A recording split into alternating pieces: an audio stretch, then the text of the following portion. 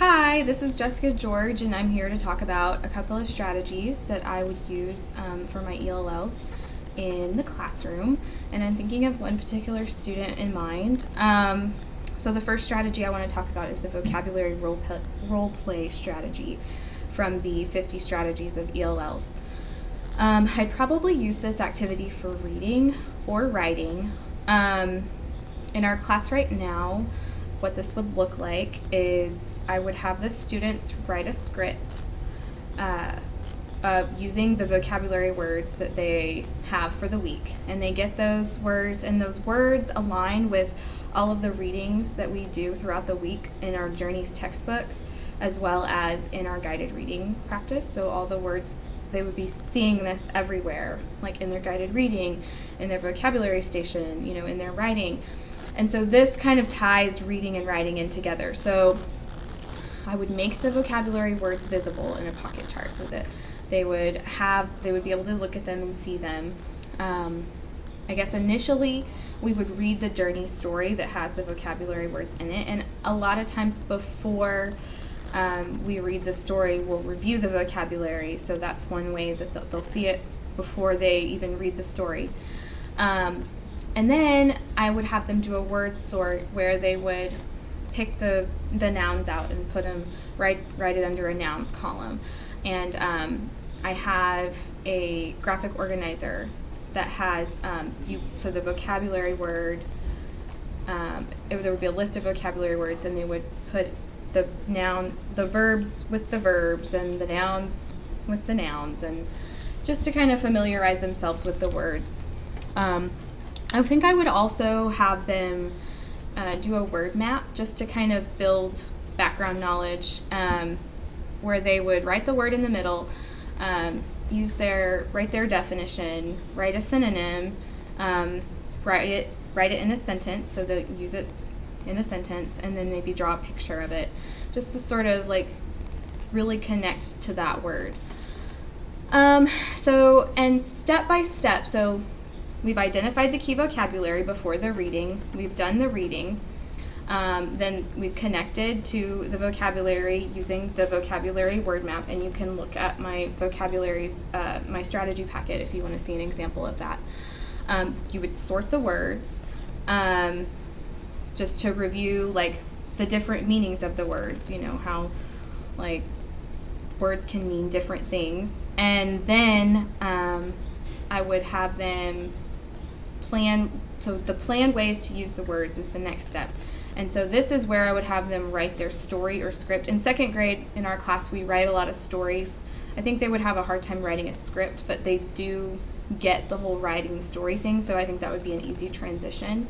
And then I would have them practice kind of acting out their story with a student or with another student. Then they would get the opportunity to perform their scenes. So these are, again, they're using the vocabulary words to write these scenes. And then at the end, we would talk about the different ways that the different groups, after they've performed their play or their scene, how they use the different words, how they can be used in different ways. And I think it would be really cool. It would be really great for my student because he has a hard time getting motivated if he doesn't feel like he's going to give the right answer. So I think this fun activity would really help kind of build vocabulary knowledge as well as get him involved. Okay, the next strategy that I want to talk about would be the KWL chart, and I really liked this. I had always heard people talk about KWL, and I never really knew what it was about. So what it stands for is what you want, like the K is what you know, the W is what you want to know, and the L is what you've learned. And so the way I envision this working is, so step by step, what it'll look like. You choose a topic to introduce. I think it would be cool to do this in a guided reading lesson or in a series of guided reading lessons. So say you're working on, marine animals. You could pick this topic, and so your guided reading lessons for like the next couple of weeks might be about marine animals, and it might be a story about a whale, or it might be a nonfiction book with some facts and information about whales, And so you pick the topic and you decide what you want it to be on. And then at the beginning of the first, I guess, guided reading lesson, you could have the students, you could tell them, okay, we're going to be talking a lot about marine animals or life under the sea. Tell me what you know, and then model what it looks like to write what you know about something in your KWL chart. And then what do you want to know about it? What are you curious about? And then model what that looks like to say, I want to know this. I don't know this. I would like to know.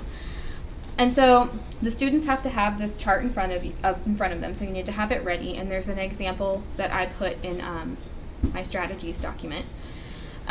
So they would have this in front of them. So you would fill out or work on filling out the what I know, what I want to know before you do the reading.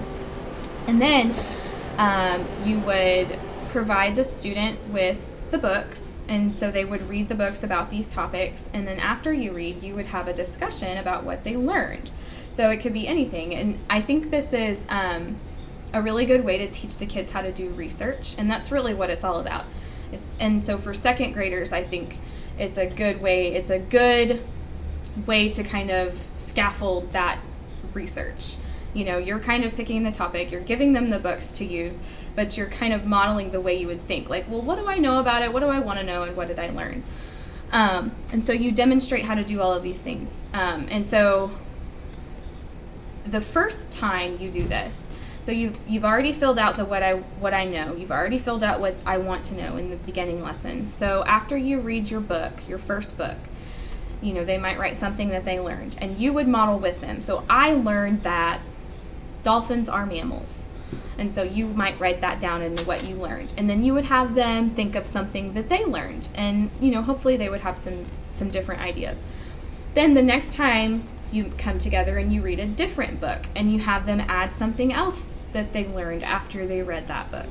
So it's like this ongoing, like almost like a research project, but it's sort of like you're holding their hand through the whole thing. And I think it's really cool. And I think it would help my student because he really does have a lot of background knowledge on a bunch of different things. He's just not always comfortable in expressing what he knows about those things. So I think that fun activities like this, where you sort of guide them through it, will really help him.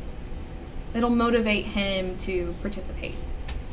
So those are the strategies that I came up with. I hope you guys liked them.